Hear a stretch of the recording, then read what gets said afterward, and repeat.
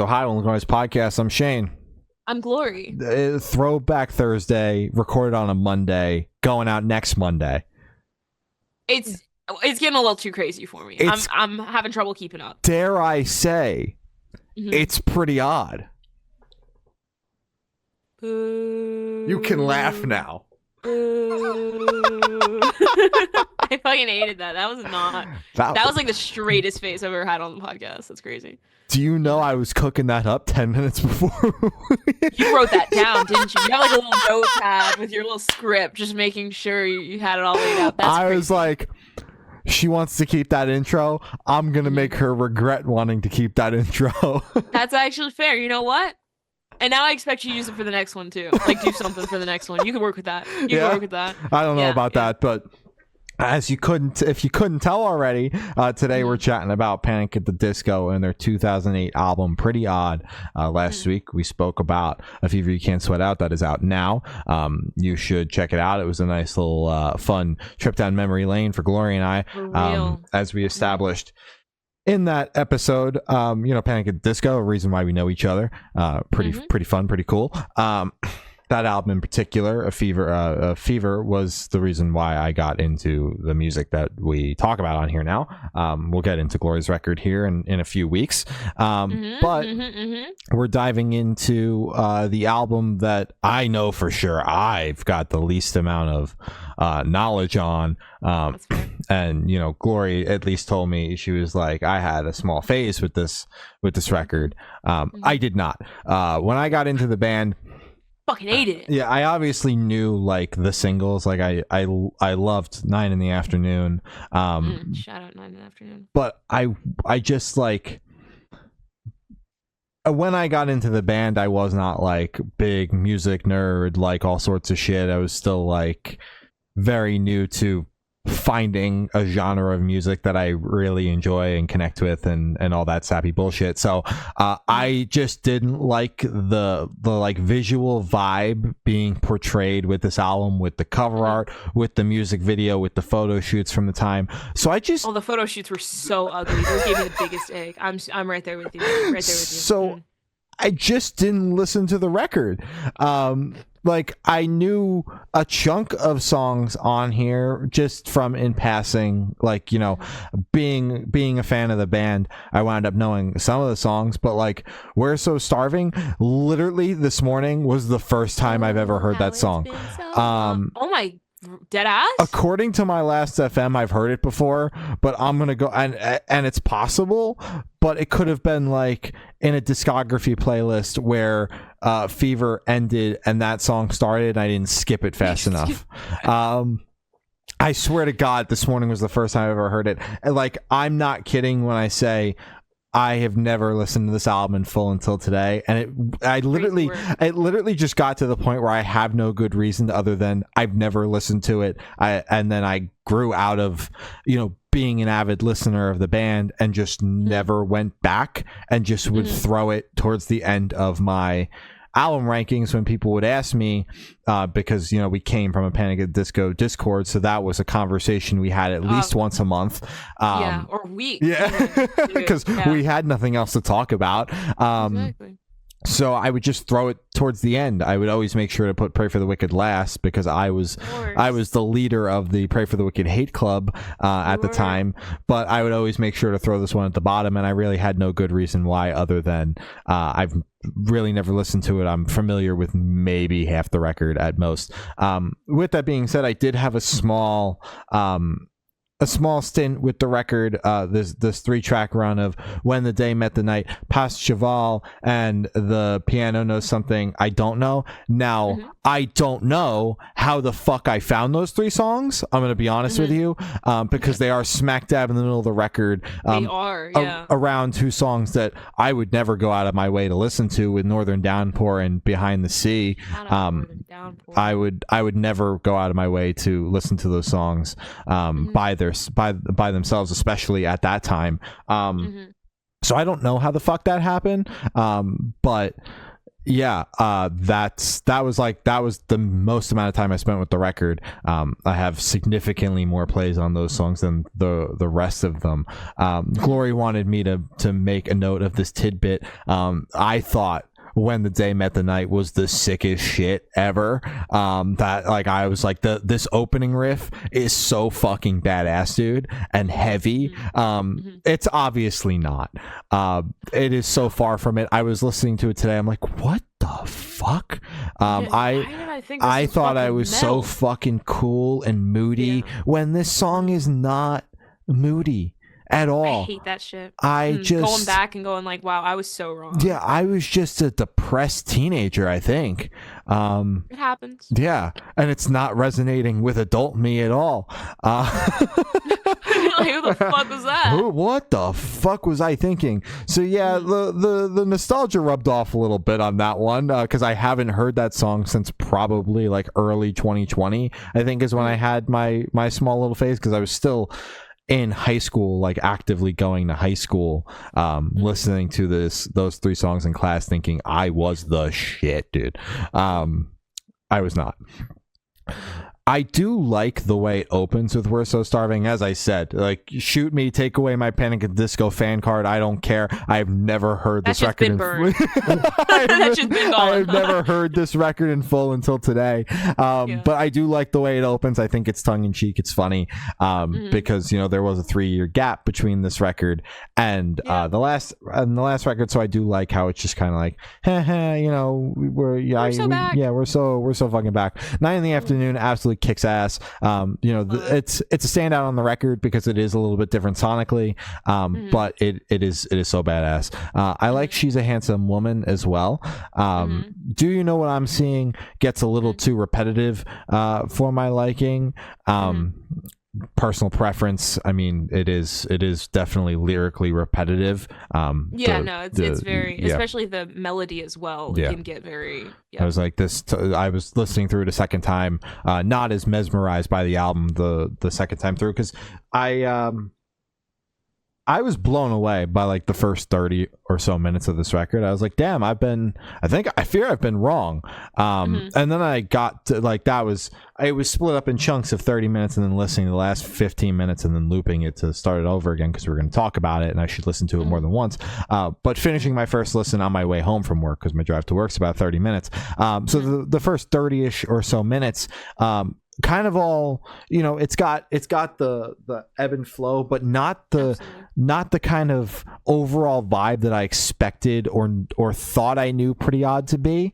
And then I picked it up like right after The Piano Knows Something I Don't Know, and then the album just goes off the fucking rails and does exactly what I thought Pretty Odd does, which is be this weird folky thing.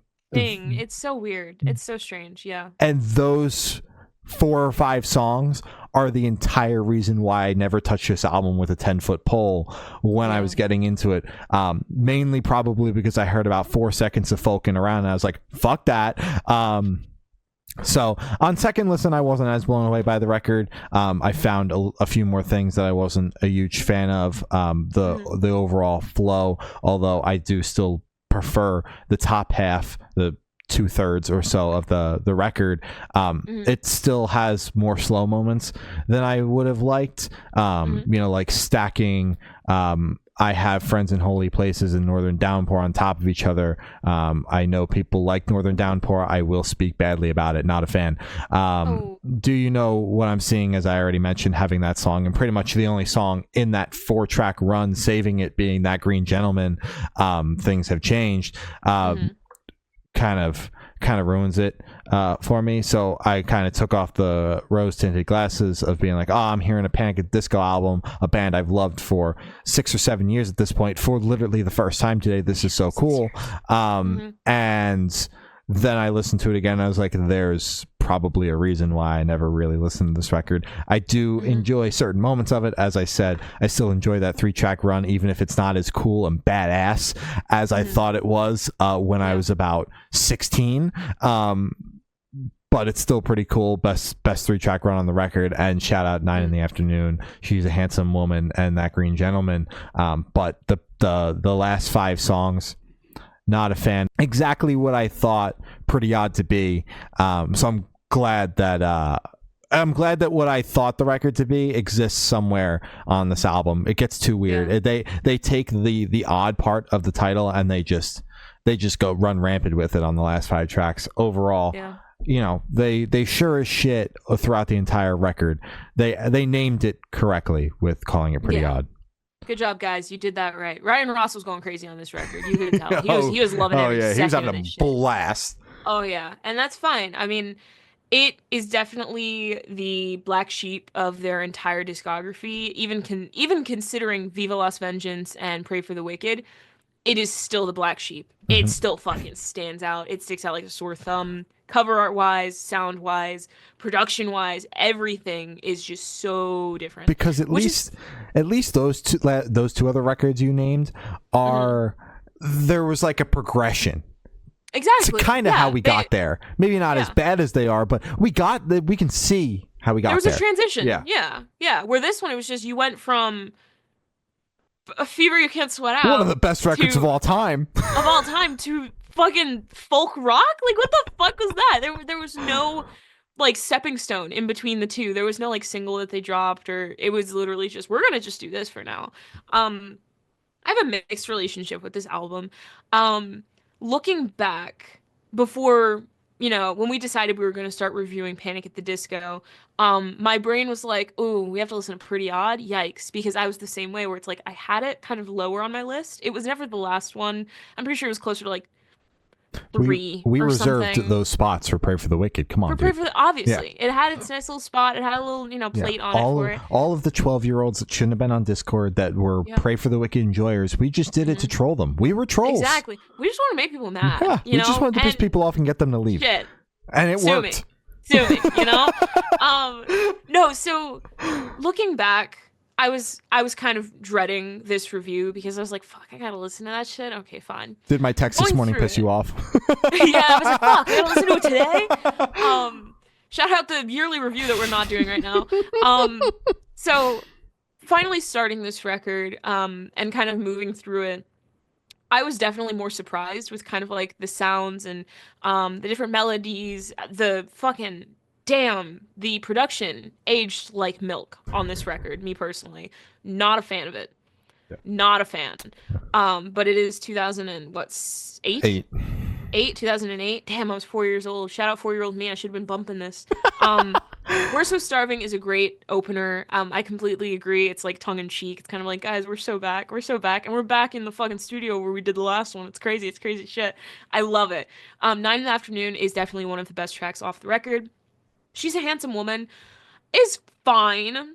I think it's charming. I think it's definitely kind of hinting at like, hey, this is the sound we're gonna get like closer to the B-side, but like we're gonna pull it back a little bit. We're just kind of like dipping our toe in the water for a second. Yeah. Do you know what I'm seeing? I completely agree. It's a bit repetitive. It gets kind of old, and it's just kind of, it comes and it goes for me, and that's crazy for it being. I think it's like a 4-minute track. It's 4 minutes and 14 seconds. Yeah, it's one of the longest. It feels like it's never gonna end. It is the longest track on the record. No, sorry, When the Day Met the Night beats it by like 40 seconds. But yeah, so that's my take on that one. I completely agree. The Green Gentleman, Things Have Changed, I think it's a great song. I think it's fun. I think it's also another one of those songs that's paired with 9 in the Afternoon, where it kind of sonically sounds different, and it sounds like it was made to be kind of like a radio, kind of more palatable track, which is fine, because it just stands out. Same with Mad as Rabbits. It's just like, it's kind of one of those songs where it's like, you guys put a little more effort into making this sound a little radio friendly. Yeah, you tried to go a little bit more Fever You Can't Sweat Out sounding than whatever the fuck they got a little weird and made. Yeah, a little freaky. Yeah, they did. Freaky odd. No. Moving on. I Have Friends in Holy Spaces. I like that one a lot. I think it's really simple. I think it's cute. I like how kind of like bouncy it is, and it's a nice little break. And it sounds like they were just having fun with it. And I don't know, it's a little special little song to me. I think it's like a minute long too, which is nice. It's just kind of in and out. Then it goes into an interlude for Northern Downpour, which is again one of my favorite tracks off of it. I'm listening to the lyrics off this record. And I'm like, damn, this makes no sense. Like, a Fever You Can't Sweat Out, they were using, like silly words to still, present a full, like, you're still able to paint a picture with what they Mhm. were saying. This entire album, maybe I'm not there yet. Give me 5 years. It just sounds like word salad. Like, I'm listening to them. I'm like, what the fuck are you saying? None of this shit actually. You're just sandwiching fucking words together for no reason. Um, Sounded good as fuck though, and I'm still eating it up a little bit. When the Day Met the Night is my favorite track off the record. I could say that fully. When my mom asked me, "Hey, I want you to show me the music that you listen to because I'm worried you might be listening to satanic music." I was just listening to My Chemical Romance, guys. I showed her Helena. She did not enjoy that. She did not like that shit. And then I went, no, no, no, see, and then I showed her When the Day Met the Night, and she went, oh, this is chill, this is chill. Yeah, And see, I it's all went, good. It's all good. you guys see, it's fine. So I really like that track. I think it's really cute. It's just a nice, simple love song from like a third perspective. It's so cute. I fucking love it. Past the Cheval is really good. It brings back the energy because Northern Downpour next to When the Day Met the Night kind of it lowers it and it makes you go, wow, I kind of feel like snoozing a little bit, but Past the Cheval kind of brings it back. The piano knows something I don't know. I think it's nice. It's kind of woozy. It's fun. It's just more cinematic. I Mhm. feel like cinematic's a stronger word because it's not, but it's just kind of Bigger. fuller, Yeah. bigger. Yeah, bigger, I guess. Yeah, yeah, bigger.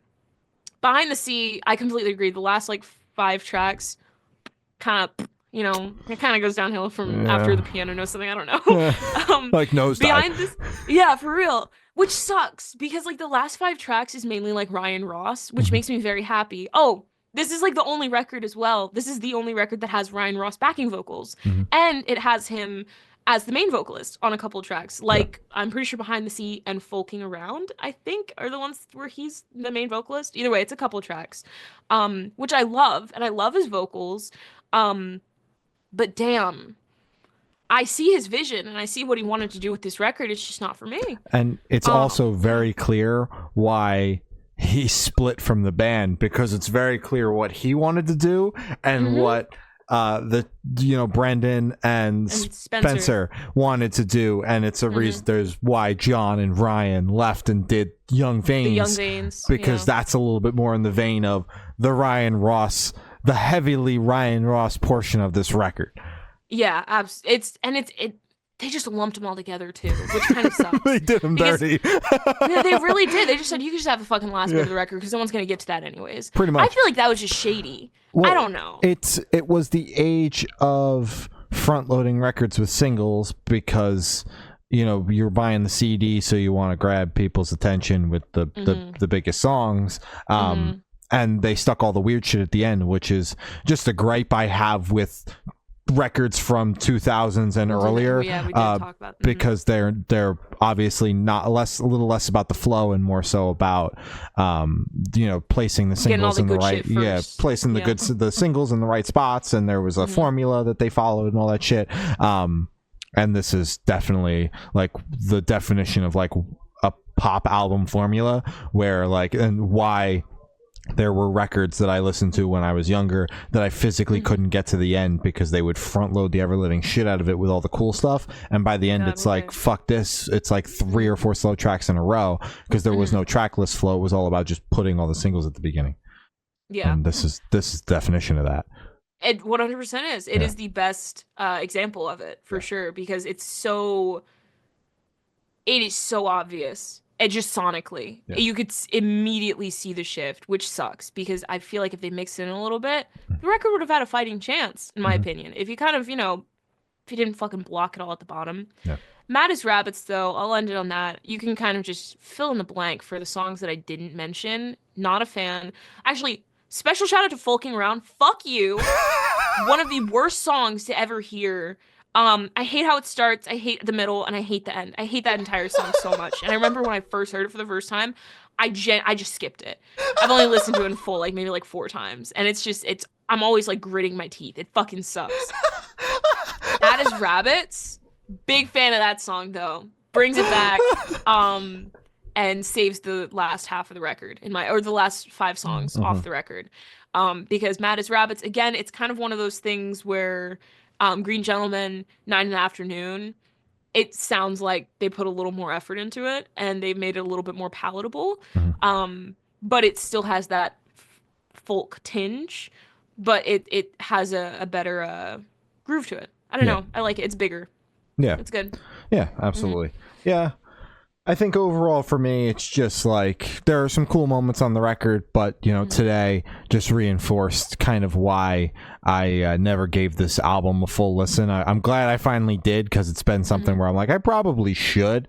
Probably should get to that. Yeah, but it's very clearly not for me, although I did walk away with it enjoying it more than I thought I would have. When I have had this negative perception of this album for 6 years, I was able to pretty easily just go into it with a clear mind. Stop. I was able to just kind of go into it with a clear mind and be like, all right, let me give this record a fighting chance, knowing I'm probably not going to like it, but not just immediately be like, this sucks and I hate everything about this. And I hate this record and it should be removed off of streaming services. Yeah. And I want a public apology from all the members of the band for making this. Yeah. For me, my favorite song's also When the Day Met the Night. But yeah, I don't see them doing like a reunion tour for this record. It makes sense why they're getting together to do Fever. They being Brennan Urie got himself back together. There you go, Brennan Urie to do Fever, but I don't expect a special festival performance for Pretty Odd anytime soon to celebrate the 20th anniversary in 2028. Because I think this is generally like the fan least favorite. Like everyone, it's always ranked lower. Yeah, but it's like it's got that cult fan base that really just followed Ryan Ross to what he did. Shout out Ryan Ross for real. Yeah, Young Veins, great. Also not for me, but great stuff. I didn't care for this record. I also don't really care for that, but this is right up. That's right up your alley if you like this shit. If you want Pretty Hard Part 2, listen to Take a Vacation by the Young Veins. Yep. But yeah, that's our thoughts on Panic at the Disco and their 2008 album, Pretty Odd. Stay tuned, because we'll be dropping the rest of our thoughts over the next several weeks here. Next week, we're diving into Vices and Virtues.